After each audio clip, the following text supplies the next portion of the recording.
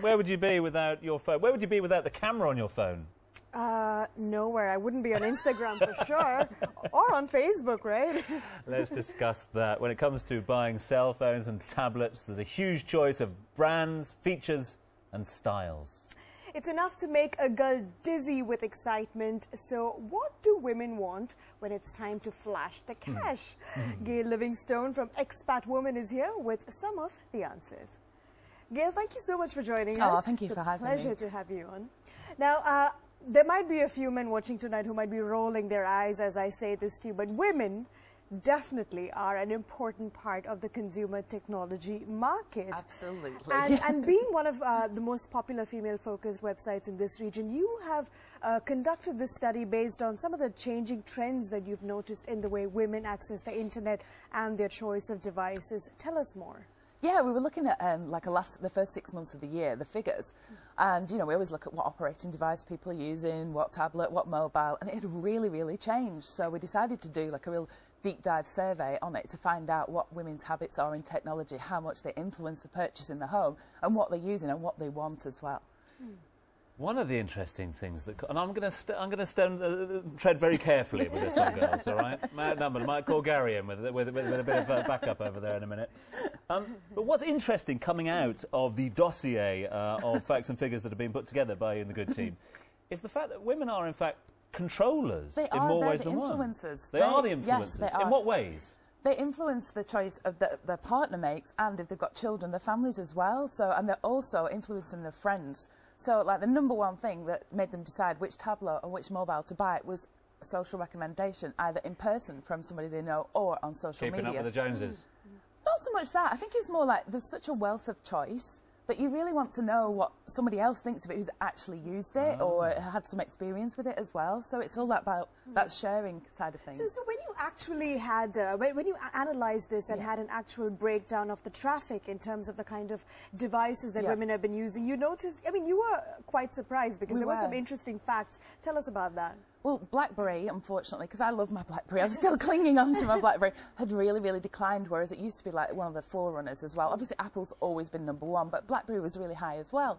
But now what we've seen is Samsung has absolutely come from nowhere, like literally nowhere, Samsung now. So it's come into, we've got quite a affluent demographic of users on our website, and Samsung has come into that market and taking some of Apple's share from that.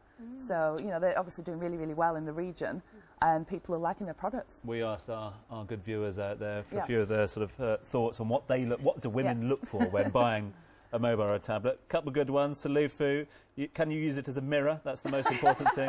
Layla says, does it come in pink, which I quite liked as well. Other suggestions, synchronization with other devices, screen size, camera, appearance and apps. How important is the look of a phone? That wasn't #1. We thought it maybe would be, but it's not. Functionality is #1.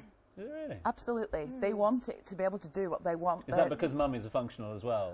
I think you know what you want it to do. You want to be able to connect with people, especially as a lot of people out here are expats. So, keeping in touch with people in the rest of the world is really important, whether it's on social media or through a texting app or, BBM or WhatsApp. You want to keep in touch. And then photography is obviously really important as well, because you want to share the photographs with their friends and family and get them on Facebook and Twitter and Instagram, Pinterest as well. So, So, yeah. I have a very embarrassing but interesting story to share. The other day, I was staying over at a friend's and I didn't have a mirror in the room. I actually opened my MacBook and used my FaceTime camera as a mirror. I've done How that. ridiculous! I take a picture of myself before I go out to chat. I think all women do that. Now, Gail, I mean, as I mentioned earlier, women are key buyers of technology, but still the technology industry for a very long period has struggled to cater to the female demographic. Why do you think that is? I think it's quite male-dominated, and also I think you think, oh, let's make a product for women. Hey, let's make it pink and fluffy and sparkly, and let's have this app and that app, But it's not actually. Women, they know what they want the function to be, and they do the research. So a lot of it, they're researching online. They want to read about it. They want to read reviews, read the product information. So it's not about painting it pink. They might choose pink. They might want a pink one, but that's not what they're actually looking for. They're looking for what this, whether it's a mobile or a tablet, can actually do.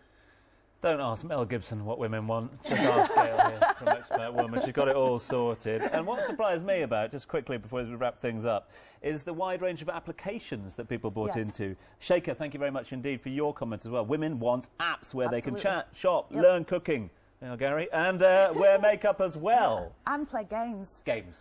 Women are big gamers. I mean, I don't know if you saw the story in the press, in the UK press this week. Women are spending £400,000 a day on Candy Crush. Oh, that game is just annoying. I know. So it's amazing. That's just from women, you know. So it's not just teenage boys in the bedroom playing games. It's women playing games. And give it to the kids as well, or not? No, I think I'm playing. I'm addicted. I'll put my hands up. Gail, thank you so much for coming on the show. It's been an absolute pleasure. So. Facebook.com/Studio One Live. If you'd like to get in touch with Gail, find out a little more. After the break, hot off the press, the big names in the attendance at the 2014 Litfest. And I think you and I need to be worried. Why? There's a couple of names on that list that, well, they should be here, really. I'll tell you after this.